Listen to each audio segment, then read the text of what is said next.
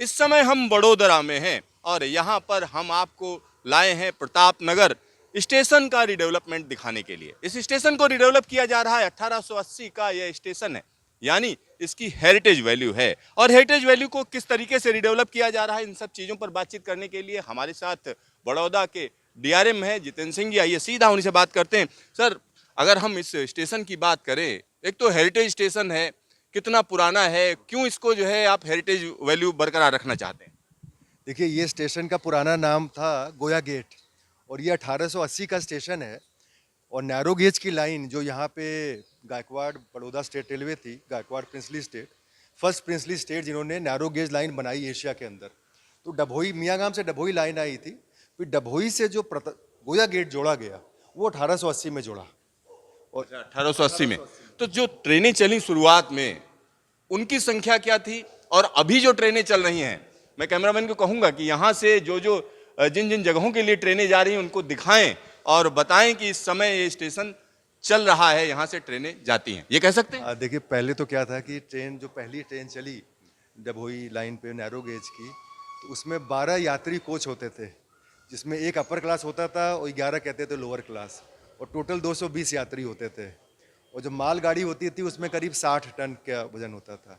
तो अभी तो उसकी तुलना में हमारी तो अभी 22 कोचेस की गाड़ी चल रही है, जिसमें कि 1500-1800 यात्री ट्रैवल करते हैं।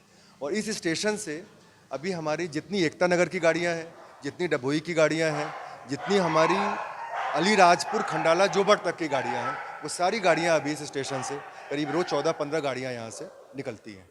तो चलता हुआ स्टेशन और इसको रिडेवलप किया जाना कितना बड़ा चैलेंज है? देखिए, चैलेंज भी है और बड़ा एक्साइटिंग भी है, क्योंकि ये जो हमारी कहते हैं कि विरासत है। तो हम लोग का जो पूरी टीम है, सीपीएम गति शक्ति है, डिप्टी सीपीएम है, हमारे डीसीएम है यहाँ पे, तो बहुत लोग इंथ्यूज टीम है कि हम ये पुरानी 1880 की हेरिटेज को मॉडर्न बना रहे हैं। और हमने थीम ऐसी रखी है कि हमें अपनी विरासत को भी मेंटेन करें, मॉडर्न भी करें। तो स्टेशन का जो एक भाग है ये वाला, ये बिल्कुल हेरिटेज के ऊपर है। आप एक देखिए, हिस्सा जस का तस रहेगा जैसा पहले हुआ करता था। पहले हो रहता था, बड़ी बड़ी आर्चेज, रोशनी आ रही है, खुला हुआ है। और सामने हमने हेरिटेज पार्क भी बना दिया है, जहाँ नैरो गेज के कोचेज, इंजन, लोग यात्री आके वो सब भी देखेंगे। और जो दूसरी एंट्री बना रहे हैं यात्रियों की सुविधा के लिए, क्योंकि इधर भीड़ बहुत हो जाती है, शहर उधर चला गया, वो बिल्कुल मॉडर्न बिल्डिंग है सेकेंड एंट्री की जो है। तो ये स्टेशन पूरा एक मिक्स रहेगा, हेरिटेज और मॉडर्न उसका जो है। तो ये 70-72 करोड़ की लागत आनी है इस पर। और यहाँ पर अगर हम बात करें तो प्लेटफार्म को भी उठाया गया है, पहले तो ये नीचा होगा। हाँ, तो ये जिस पे हम लोग चल रहे हैं ये नैरो गेज का था। तो अब देखिए, ये पहले अभी इसके भी नीचे था, 2.5 फुट नीचे था ये। तो अब ये बगल में नैरो गेज की लाइन थी, ये कुछ गाड़ी आती नहीं थी यहाँ पे, तो ब्रॉड गेज की उधर थी, बस 2 प्लेटफॉर्म थे। तो अब इसमें इस प्लेटफॉर्म को उठा दिया गया है, पूरा ब्रॉड गेज के लिए तैयार हो रहा, काम बिल्कुल रेडी, 1 महीने में खत्म हो जाएगा। लाइनें ब्रॉड गेज हो गई हैं और इस पर गाड़ियाँ चलनी अगले 2-2.5 महीने में गाड़ियाँ चलनी शुरू हो जाएंगी इसके ऊपर। 2-2.5 महीने में इस पर गाड़ियाँ चलनी शुरू हो जाएंगी। सर, एक और चीज़ हम जानना चाह रहे हैं, बहुत सी ऐसी लाइन्स होती हैं जिनको हेरिटेज के तौर पर बरकरार रखा जाता है, और ये इलाका किस किस जगह को जोड़ता था, एक तो उसके बारे में बताइए। और क्या कोई हेरिटेज लाइन को भी आपने बरकरार रखा है जस का तस?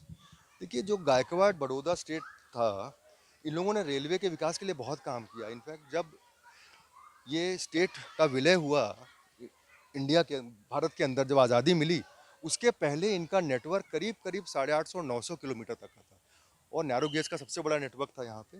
और पहली लाइन जो बनाई थी वो 1862 में बनी थी, मियाँगाम से डभोई। फिर डभोई बहुत बड़ा ट्रेड और क्राफ्ट का सेंटर है, तो फिर डभोई से, इसलिए डभोई को जोड़ा गया। डभोई से गोया गेट जोड़ा, गोया गेट से फिर 1881 में विश्वामित्री को जोड़ा गया कि उधर की गाड़ियाँ फिर इधर आ जाएँ। पर नैरो गेज था उधर, उधर जो बीबीसीआई कंपनी है, तो उधर ब्रॉड गेज पे काम चल रहा था। तो बीबीसीआई कंपनी ने क्या किया कि बम्बई से उनका मैंडेट था कि दिल्ली जोड़ना है। तो सबसे पहले उन्होंने जोड़ा उत्तरायण से लेके अंकलेश्वर, उसके बाद नर्मदा इधर थी अंकलेश्वर भरूच के बीच में, और उत्तरायण और सूरत के बीच में ताप्ती रिवर है। ब्रिज बनाने में टाइम लगा, उसके बाद पुल बने, पुल बना के करते करते फिर 1861 में बड़ौदा में पहली गाड़ी आ गई। 1861 में? तो 53 में पहली गाड़ी चली थी जो मुंबई में चली थी। अच्छा, मैंने सुना है कि जो इंजन नहीं आ पाया और उसके बाद हुआ यहाँ जो है बैलों ने जो है गाड़ी खींची, ऐसा भी जो है यहाँ की हिस्ट्री में है। हाँ, नहीं वो इंटरेस्टिंग है। वो जो मैं बता रहा हूँ कि पहला जो प्रयोग हुआ, नैरो गेज का जो इन्वेंशन था, वो यहाँ पे जो खंडेराव गायकवाड़ जी थे, उन्होंने पहली लाइन बनाई 13 पाउंड की, मियाँ गाम से डभोई, जो बहुत बड़ा ट्रेड सेंटर होता था क्राफ्ट्स का, तो वो पहले 13 पाउंड की लाइन चली। तो 13 पाउंड की लेन तो बहुत हल्की होती है, तो वो इंजन ले नहीं पाई, तो वो बेल्ट से चलती थी पहले। उसके बाद अपग्रेड हुई 30 पाउंड पे, तो नैरो गेज का स्टीम इंजन आया। तो धीरे धीरे अब तो वो लाइन ब्रॉड गेज की हो गई है। वो लाइन ब्रॉडगेज की हो गई। तो सर एक और चीज़ बताइए कि जो बड़ोदरा है, बड़ोदरा के लिए ये रीडेवलपमेंट किस तरीके से खास मायने रखता है? तो बड़ोदरा के लिए इसका बहुत बड़ा स्ट्रेटजिक इंपॉर्टेंस है कि बड़ोदरा स्टेशन है वो हमारा शहर के बीच में है, और जोग्राफिकली ऐसा है बड़ोदरा स्टेशन प्लेस्ड है कि हम न तो चौड़ाई में बढ़ सकते हैं न लंबाई में बढ़ सकते हैं, हम लैंड लॉक्ड हैं बीच में, शहर चारों तरफ बढ़ गया। तो यहाँ पे हमने ये सैटेलाइट स्टेशन की तरह डेवलप हो रहा है। इसके पहले छायापुरी बनाया गया 3 साल पहले, तो अहमदाबाद की काफ़ी गाड़ियाँ अब हम बड़ौदा न ला के छायापुरी से निकाल देते हैं, अहमदाबाद से रतलाम गोधरा होते हुए दिल्ली जाने वाली। इसको हम दूसरा सैटेलाइट बना रहे हैं कि जो मुंबई से गाड़ी आएगी, जिसको इंदौर की तरफ जाना है, धार के आगे काम बहुत तेज़ी से चल रहा है, जोबर तक ऑलरेडी हम पहुँच गए हैं। तो मुंबई से इंदौर वाली जो गाड़ियाँ हैं वो बड़ौदा ना आके विश्वामित्री से प्रताप नगर होकर डबोई होकर निकल जाएंगी। जिसको एकता नगर आना है वो भी बड़ौदा नहीं आएगी, और जो शहरी लोग हैं, शहर के लोग स्टेशन ना जाके बड़ौदा, वो आ जाएंगे प्रताप नगर, यहाँ पे गाड़ी पकड़ लेंगे। तो शहर का कंजेशन भी इससे कम होगा, यात्रियों को बहुत ही सुविधा के साथ गाड़ी पकड़ने को मिलेगा इससे। सर जितने भी स्टेशन अब रिडेवलप हो रहे हैं उसमें कहीं ना कहीं एक कमर्शियल एंगल भी है, कुछ ऐसा स्पेस रखा जाता है जिसमें कोई मार्केट होती है, कोई बाजार होता है, तो इस तरीके का कॉन्सेप्ट इसमें भी है। हाँ, इसमें दोनों तरफ है। उधर आपने देखा था एटीएम है, जैसे हम लोगों ने बैंक से टाइप किया हुआ है, काफ़ी बैंक, एसबीआई ने ऑलरेडी लगा दिया है, पंजाब नेशनल बैंक का भी, तो एटीएम्स लग रहे हैं। इस बिल्डिंग में जो ऊपर का फ्लोर है कॉमर्शियल के लिए रखा हुआ है। अच्छा, इसमें ऊपर का फ्लोर हाँ, कितना मंजिला इमारत है अभी ये? 2 मंजिल का है इमारत। ऊपर का स्पेस हमने कॉमर्शियल के लिए रखा हुआ है इसमें। तो जैसे बन जाएगा स्टेशन तो कॉमर्शियल के लिए उसको हम लोग आउटलेट को फिर रिटेल को देंगे, रेंट आउट करेंगे।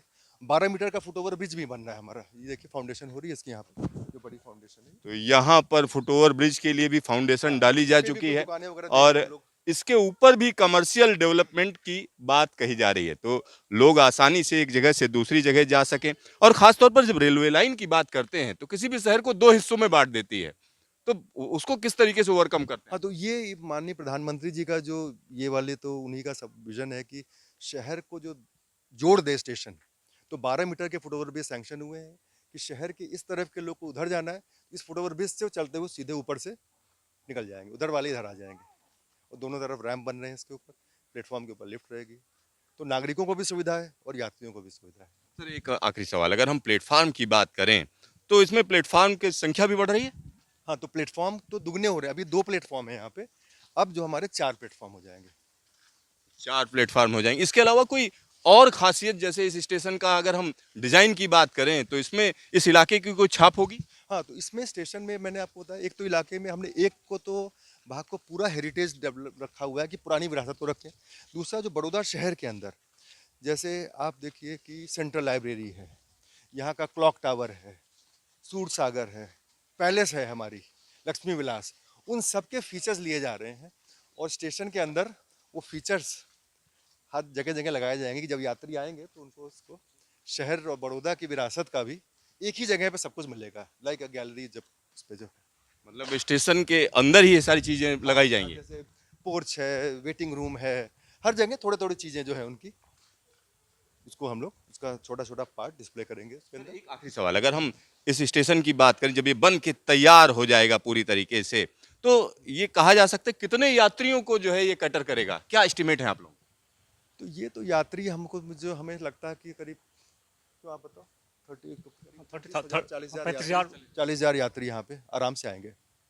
35-40 हजार। अभी एग्जिस्टिंग कितने हैं? अभी जैसे तो है करीब 3-3.5 यात्री आते हैं, 3,000, यानी 10 गुना बढ़ोतरी की उम्मीद कर रहे हैं। क्योंकि इंदौर तक की लाइन कनेक्ट होगी।